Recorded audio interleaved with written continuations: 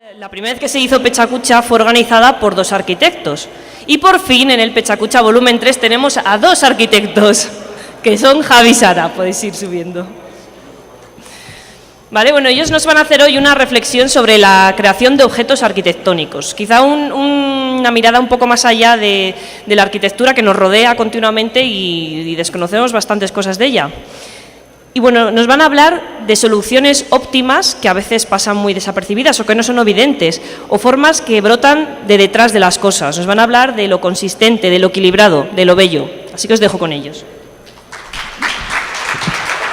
Hola. Muchas gracias por la presentación. Yo creo, Sara, que nuestra presentación nos ha quedado un poco densa, así que os vamos a pedir que abráis bien las orejas, por favor. Cuando quieras. Hemos titulado esta presentación La emergencia de la forma, porque como arquitectos y diseñadores que somos, el objetivo último de nuestro trabajo es generar objetos físicos, objetos que tienen una forma concreta. Y hemos definido esta forma como emergente, porque emergente se define como aquello que brota del interior o de detrás de algo, aquello que surge al exterior como algo que anteriormente estaba oculto. De tal manera que en este proceso hay un trabajo de descubrimiento de la forma. Y es precisamente de este proceso de descubrir la forma, de emergencia de la forma, de la que os queremos hablar en 3 casos. El primer caso de emergencia lo hemos denominado la función oculta, porque a veces hay necesidades o funciones que no son evidentes en el enunciado, ni para el cliente ni para el arquitecto a primera vista, pero que están latentes en el proyecto. Y es cuando se revelan, cuando uno entiende exactamente lo que tiene que hacer y la forma emerge sola. En este caso, la necesidad era muy clara. El cliente nos pedía cerrar con un portón esta entrada de vehículos, que es un acceso a un parking. Los requerimientos eran sencillos y las posibilidades formales eran muchas.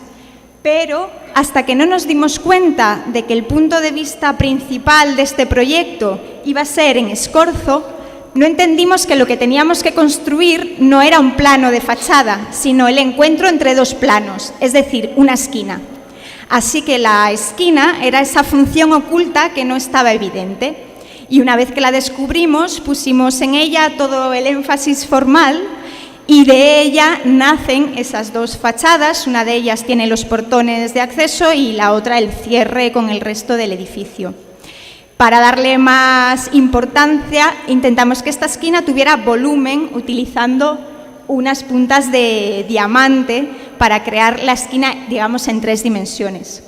Todo ello lo desarrollamos en chapa perforada y estructura tubular para que esa entrada fuera ventilada y funcionara bien dentro del funcionamiento del parking. El siguiente caso de emergencia de la forma lo hemos llamado la forma como imagen.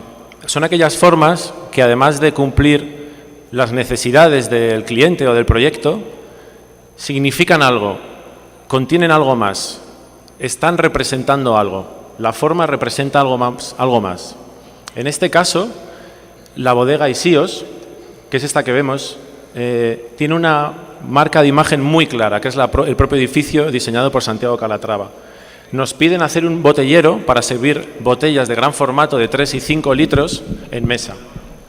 Y con Alejandro Sainz de Miera, que está por ahí, decidimos coger la cubierta, un pedazo, el centro de esta cubierta y transformarlo en el propio botellero.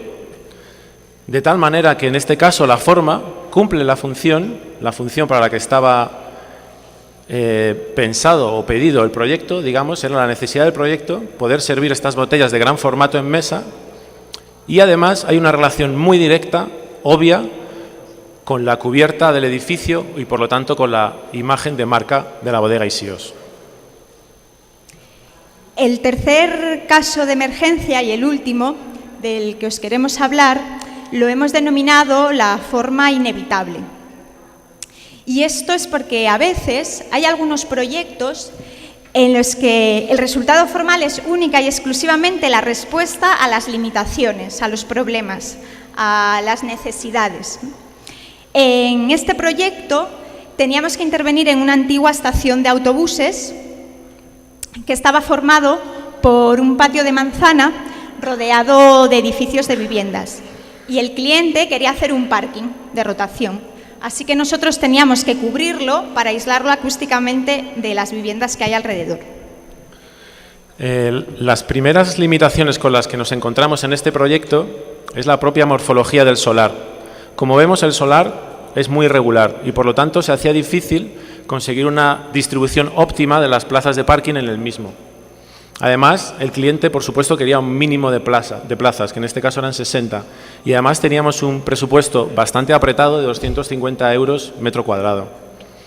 Las siguientes limitaciones que nos encontramos son limitaciones de altura, que tienen que ver con las condiciones urbanísticas del proyecto.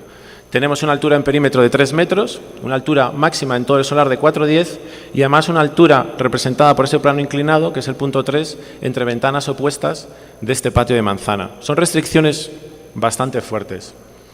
Con estas restricciones y utilizando lo que se llama sistema de planos acotados, conseguimos encajar la geometría de esta cubierta de forma óptima, de tal manera que todos los planos tienen la misma inclinación, que en este caso es un 7%, que para el sistema constructivo que utilizamos era óptimo, ya que es una cubierta ligera formada por un panel sándwich.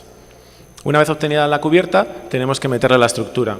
Pero la estructura, una vez más, tiene más limitaciones. La cimentación es cara y difícil de ejecutar, por lo tanto tenemos que reducir los pilares al mínimo. Estos pilares hay que separarlos del perímetro para no tener problemas con los vecinos. Y, por último, tenemos una altura crítica que tenemos que respetar, que es de 2,20.